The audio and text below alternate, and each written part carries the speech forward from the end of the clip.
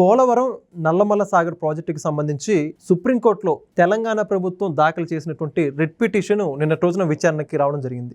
అయితే అసలు దిగువ రాష్ట్రానికి నీరు వాడుకునే హక్కు ఉందా లేదా, నిన్న రోజున సుప్రీంకోర్టు ఏం వ్యాఖ్యలు చేసింది, ఇదే విషయం గురించి మరిన్ని విషయాలు తెలుసుకోవడానికి మనతో ఉన్నారు ప్రముఖ రాజకీయ విశ్లేషకులు రాయేష్ అఫ్సాన్ గారు. సార్ నమస్కారం అండి. నమస్కారం సార్, ఇటీవల చూసుకుంటే పోలవరం నల్లమల్ల ప్రాజెక్టుకి సంబంధించి సిడబ్ల్యూసి ఆమోద ముద్ర వేయకుండానే ఎలా ఈ ప్రాజెక్ట్ చేపడతారని చెప్పేసి ఈ యొక్క ఏదైతే ప్రాజెక్టును సవాళ్ళు చేస్తూ సుప్రీంకోర్టులో రిట్ పిటిషన్ దాఖలు చేసింది తెలంగాణ ప్రభుత్వం. అయితే దానికి సంబంధించి నేను రోజున అసలు విచారణ అర్హత ఉందా లేదా పిటిషన్ అని చెప్పేసి సుప్రీంకోర్టు వ్యాఖ్యలు చేయడం సర్వత్రా ఆశ్చర్యానికి గురి చేసింది.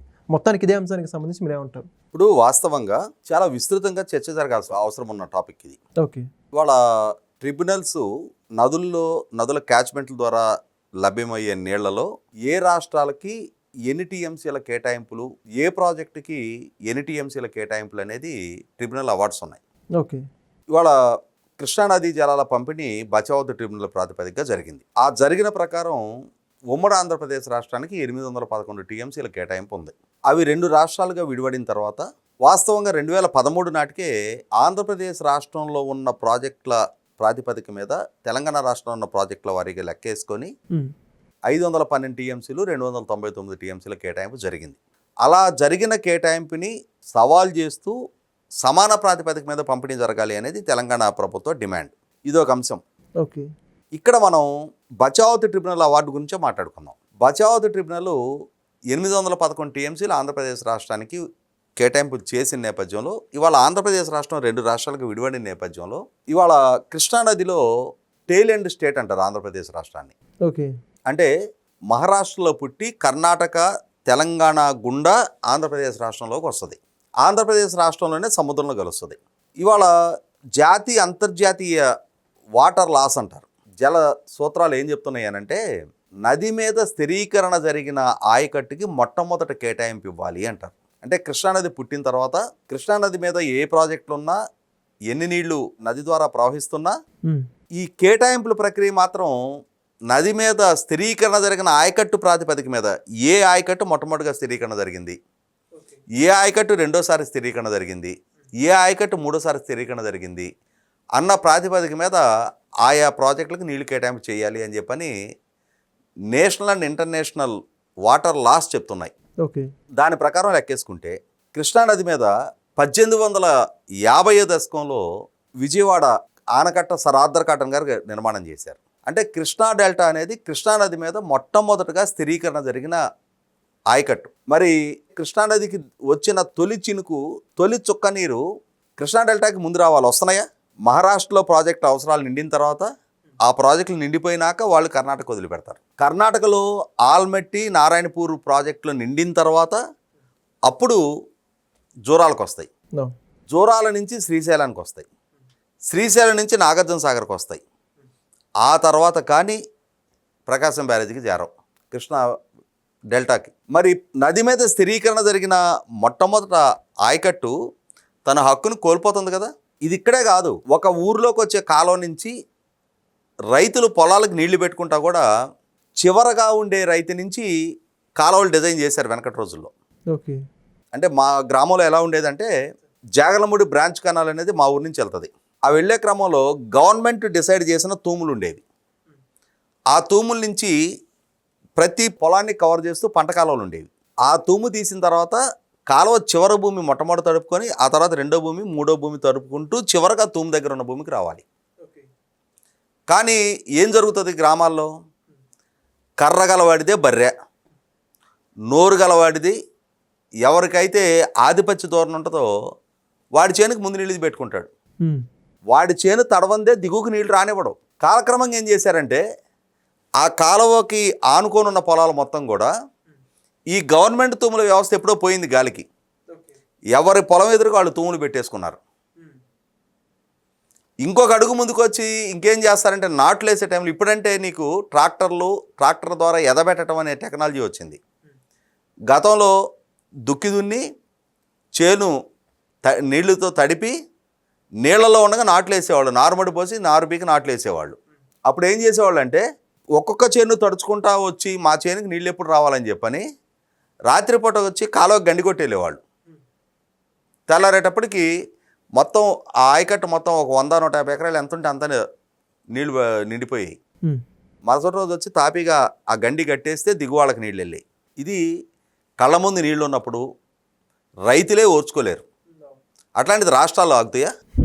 మరి నీకు ఆల్మట్టి నిండందే తెలంగాణకి రావట్లా, ఆంధ్రప్రదేశ్కి రావట్లా. సేమ్ ఇదే గోదావరికి కూడా వర్తిస్తుంది కదా. గోదావరికి కూడా మహారాష్ట్ర తెలంగాణ దాటిన తర్వాత ఆంధ్రప్రదేశ్లోకి నీళ్ళు వస్తాయి.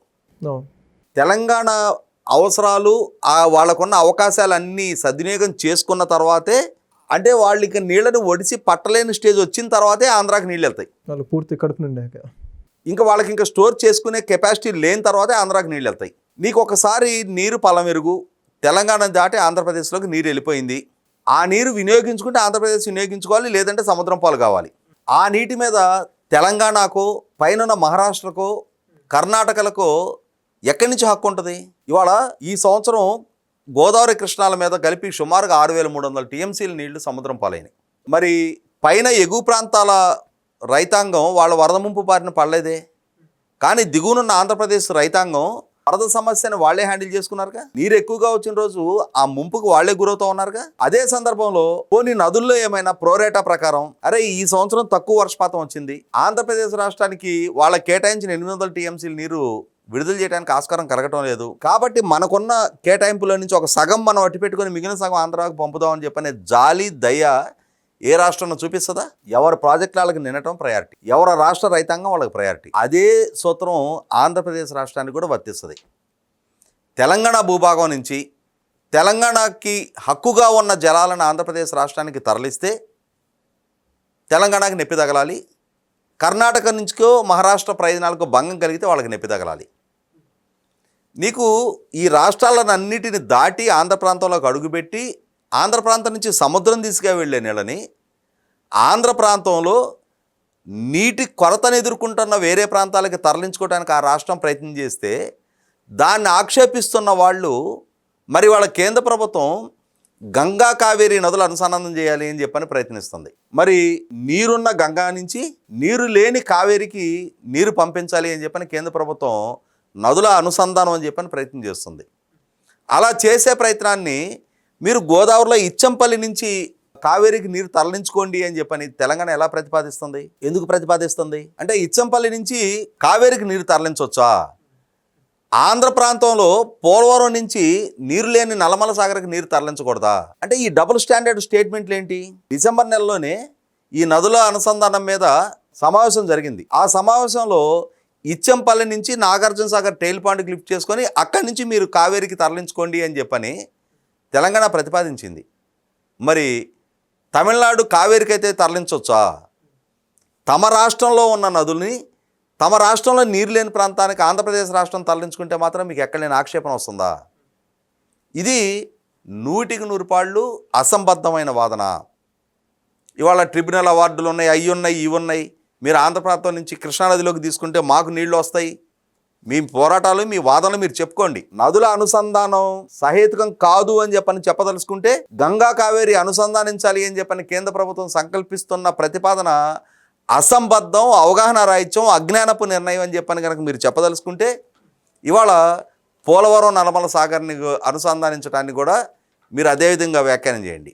కానీ అక్కడ సమర్థిస్తాం, అక్కడ ఆ ప్రక్రియలో మేము కూడా భాగస్వాములు అవుతాం, ఆ ప్రక్రియ ద్వారా ఏదైనా క్రీమ్ దొరికితే మేము కూడా తీసుకుంటాం, కానీ ఆంధ్ర ప్రాంతంలో ఈ ప్రక్రియకి మాత్రం అడ్డు పెడతాం అని చెప్పానంటే అంతిమంగా న్యాయస్థానాలు ఉన్నాయి, ట్రిబ్యునల్స్ ఉన్నాయి. వాళ్ళకి తెలంగాణని దాటి ఆంధ్ర ప్రాంతంలోకి వెళ్ళిన నీళ్ళని ఆంధ్ర ప్రాంతంలో వినియోగించుకుంటే ఉండే ఆక్షేపణ ఏంటనేది నిర్ణయించగలిగే పరిజ్ఞానం, ఆ పరిణతి ఉన్న న్యాయస్థానాలు రేపు నిర్ణయిస్తాయి. తాత్కాలికంగా రాజకీయ ప్రయోజనాల కోసం, ప్రజల మధ్య ఎమోషన్స్ పెంచడం కోసం ప్రజలు కూడా అవివేకులు కాదు. ఆంధ్ర ప్రాంతంలోకి వెళ్ళిపోయిన నీళ్లు వాళ్ళు ఇంకొక ప్రాంతానికి తరలించుకుంటే వచ్చే నష్టం ఏంటనేది విఘ్నత కలిగిన తెలంగాణ పౌర సమాజం కూడా ఆలోచించుకుంటారు. ఇదే బీఆర్ఎస్ పార్టీ అధినేత కేసీఆర్ గారు తెలంగాణ ముఖ్యమంత్రిగా ఉన్న రోజున నాడు ఆంధ్రప్రదేశ్ రాష్ట్ర ముఖ్యమంత్రిగా ఉన్న జగన్మోహన్ రెడ్డి గారిని ఇంటికి పిలిచి భోజనాలు పెట్టి ఇరువురు కలిసి ప్రెస్ మీట్లు పెట్టి బేసిన్లు లేవు, భేషజాలు లేవు, పోలవరం ప్రాజెక్టు నుంచి శ్రీశైలం బ్యాక్ క్వార్టర్లోకి తెలంగాణ భూభాగంలో కూడా నీళ్లు తరలించుదాం, అక్కడి నుంచి దుర్భిక్ష రాయలసీమకి నీళ్లు తరలిద్దామని చెప్పని కేసీఆర్ గారు ఇచ్చిన స్టేట్మెంట్లు, పెట్టిన ప్రెస్ మీట్లు ఇప్పటికీ మీడియా ఫుటేజుల్లో సజీవ సాక్ష్యాలుగానే మిగిలి ఉన్నాయి. కాబట్టి ఈ విధమైన ఈ రాజకీయపరమైన అంశాల కోసం రాష్ట్రాలని, ప్రాంతాలని బలిపశువులుగా మార్చాలని చెప్పి పనిచేసే ప్రయత్నాలు పూర్తిగా ఆక్షేపణీయం. Thank you sir. నమస్కారం. Please subscribe to Leo News for more videos.